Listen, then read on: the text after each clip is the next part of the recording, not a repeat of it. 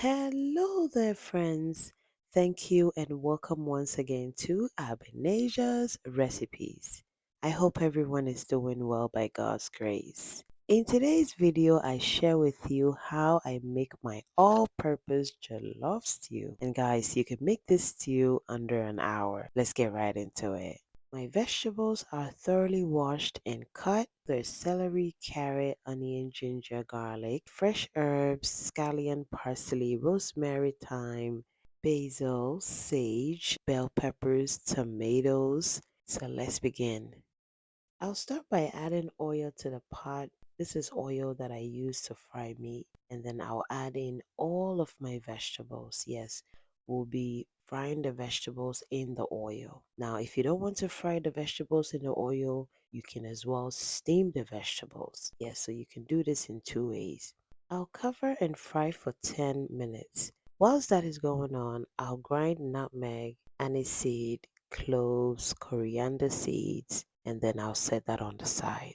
And to give you the accurate amount of tomato paste used in this recipe, this is about 20 of the 6 ounces tomato paste, which amounts to 3,400 grams of tomato paste.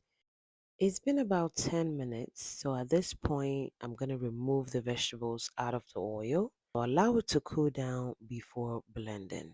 Whilst the vegetables are cooling down, let's begin making the stew. To the oil, I'll add bay leaf, star anise, and dry rosemary. I'll allow them to infuse the oil for 30 seconds, and then I'll add in my tomato paste, curry powder, and then my blended natural spices.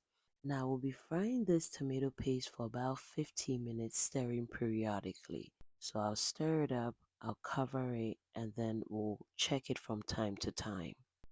My vegetables has cooled down, so I'll begin to blend. You can use a food processor, you can use a regular blender to blend this, okay? We'll set it on the side until the tomato paste is very well fried. If today is your first time on this channel, a very warm welcome to you. Thank you so much for stopping by. If you have not subscribed yet, please kindly do me a favor and subscribe so that you can be part of this beautiful family. And to my amazing returning subscribers, thank you so much for your support. Thank you for your love and always coming back to watch my videos. God bless you.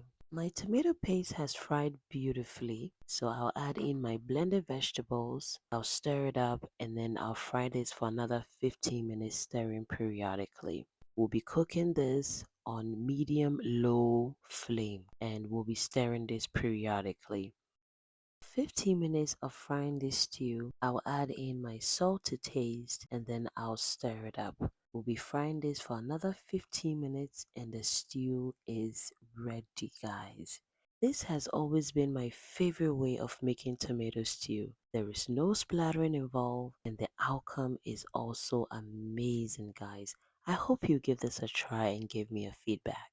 And as you can see, oil has settled on top of the stew beautifully and it is ready. This stew was done in under an hour. And I hope you give this a try, guys. If you do, don't hesitate to leave me a comment.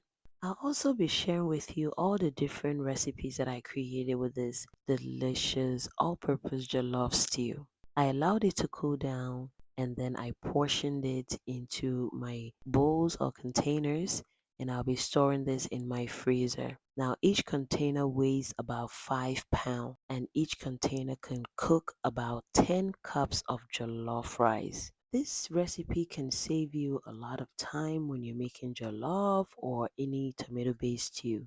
So try and make this big batch and keep it in your freezer. Until I come your way next time, please stay safe and stay blessed. Bye guys.